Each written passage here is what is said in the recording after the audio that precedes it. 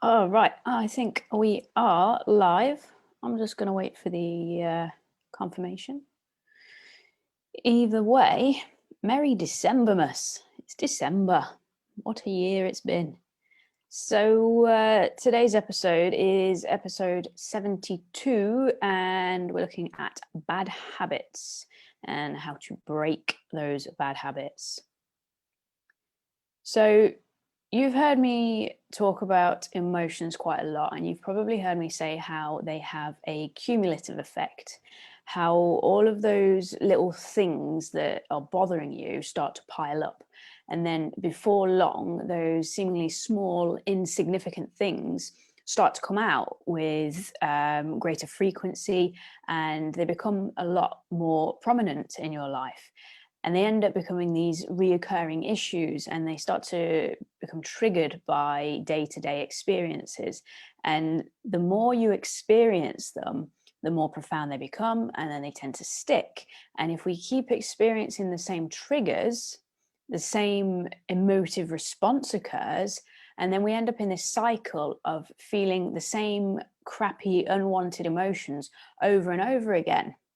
Now, obviously, those emotions, they create a reaction, almost like a knee-jerk response, some kind of automatic reaction to those feelings that you're having. And when we react to something the same way over and over again with the same response, we start to build up a habit. And that habit becomes our go-to every single time we feel a certain way.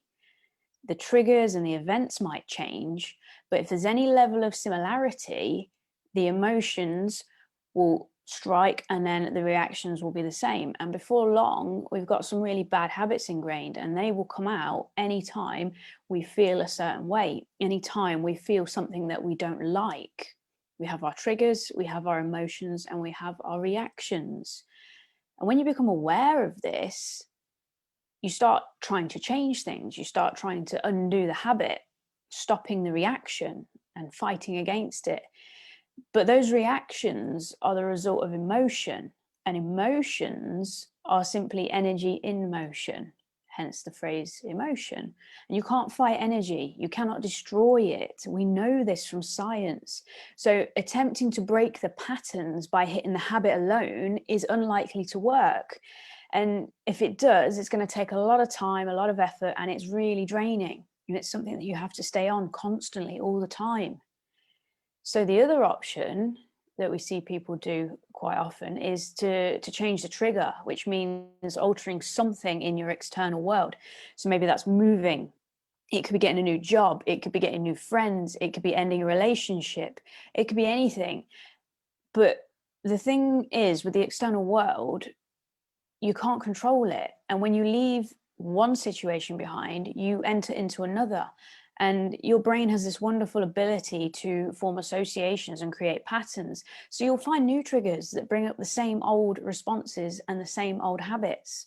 And you'll end up in exactly the same place, but having gone through all this effort of changing your situation and changing your environment, all for it to end up the same, because you haven't changed. Your emotions haven't changed.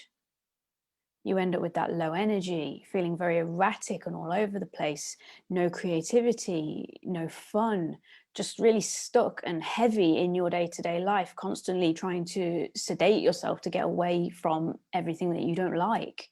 It's just constant low performance in every single area of your life. But what if we could, instead of going to try and hit the triggers or try and hit the habits itself, what if we went for the middleman, if we hit that middleman? Because that is the one with the real power. If we can have greater command of our emotions, then we can reduce the power of the trigger, meaning that we can choose how to react rather than simply reacting. When we do this, we start to break the patterns. And if we do it enough, we'll build some new neural pathways, meaning that the ingrained responses that you had start to disappear. It will get dispersed by something new. And it's all a lot easier than you would think. I like to use a tool called the ECT, and it's a combination of energy-based breath work and journaling techniques. Some of you will already have this and you will have tried it as part of the Prosperity Pack. There is a new Prosperity Pack now, the Prosperity Pack 2.0, which contains even more.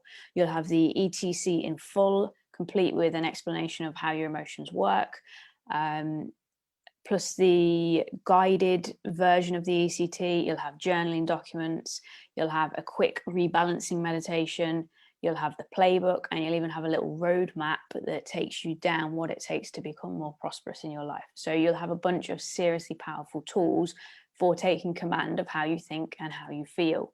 So if you want that PP 2.0, just type the phrase ECT in the comments or hit the link in the bio, and then I'll be able to send you the all the details via a little message. It's really powerful stuff. It's some of my best stuff, and it just takes you through how to break those patterns and how to start creating a change.